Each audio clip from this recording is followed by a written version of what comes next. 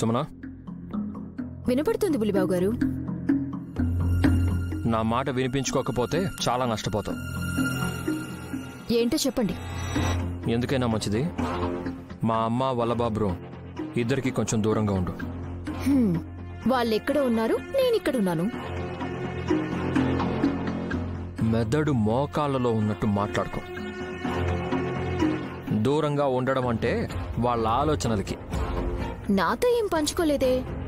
ఆస్తి పంచిస్తామని చెప్పారా? అత్తయ్య గారు పోతే ఆస్తంతా నా పేరు మీదే అయ్యేలాగా వీలునామా కూడా రాసి పెడతానన్నారు. అది కూడా చిన్న కొడుకైన మిమ్మల్ని బాగా చూసుకుంటానని మాటిస్తేనే.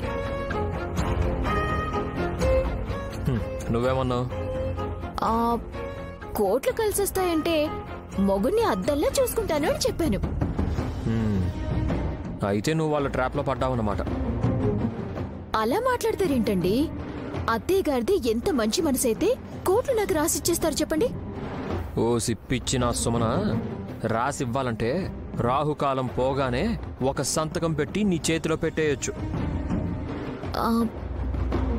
ఇప్పటి వరకు ₹1 కూడా నీకివ్వలేదు అంటే కేవలం నీకు కలర్స్ చూపించారు. అత్తయ్య అలాంటి వారు కాదు. సర్వం త్యాగం చేస్తారు. ఆవిడ పోయే ముందు చేసే అతి గొప్ప కార్యం అదే. మా అమ్మ చావదు. అదేంటి? విశాలాక్షి మాట తప్పదని అందరికన్నా మీరే బళ్ళని బలంగా గుర్తి చెప్పేవారు. ఇప్పుడు మాట మారుస్తున్నారా?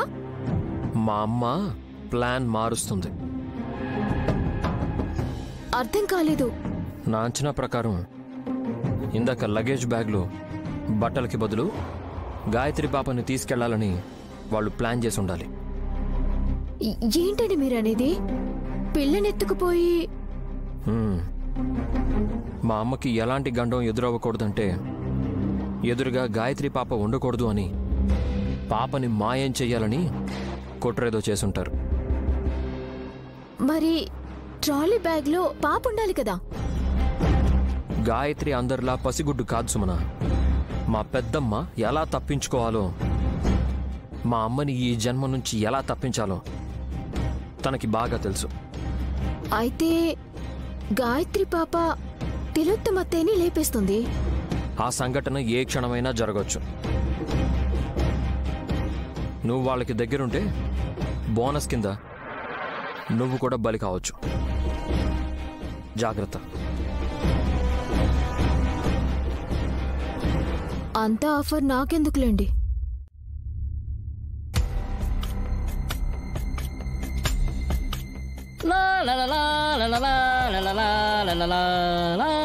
మై డియర్ డూర్, తీసుకొచ్చాను వాటర్. ఎందుకు తీసుకొచ్చారో మీకు తెలుసా? హాల్లో కూర్చున్నా నువ్వు మంచినీళ్ళు అడిగితే తాగడానికి కాకపోతే మొహం కడుక్కోవడానికి అనుకున్నావా? నిద్ర మొహం దానా? టాబ్లెట్స్ వేసుకుందామని వాటర్ తీసుకురమ్మన్నాను. టైంకి వేసుకోమన్నారుగా కా నువ్వు. రేపటి నుండి ఏ మందులు వేసుకోవాల్సిన అవసరం ఉండదండి. ఎందుకు ఏడుస్తున్నావు?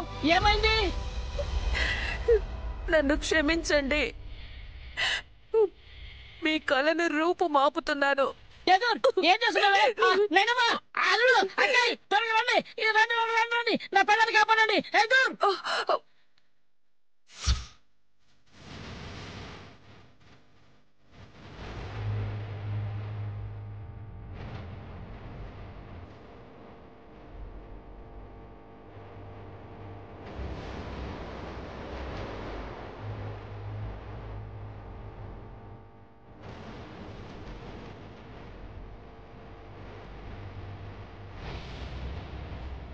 వదిలే పిన్ని.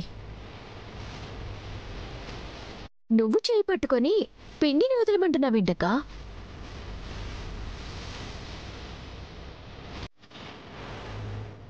నైనమ్మా వదిలేయమన్నది. దూర్ గుప్పట్లో ఉన్న టాబ్లెట్లమ్మా. వదిలే పిన్ని.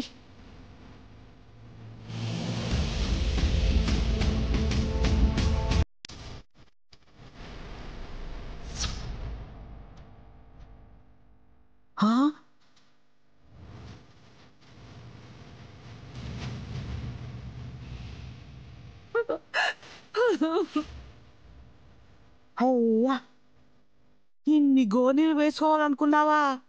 అదేం మాయరోగం అమ్మా? అత్తయ్య ఏమైంది? అంతటి అఘాయిత్యానికి ఒడిగట్టాల్సిన ఆవశ్యకత ఏంటి? రే ఉమ్, సరిగ్గా మాట్లాడొచ్చు కదా. ఆ, ఆ, ఎందుకు చావాలనుకున్నావు అత్తయ్య?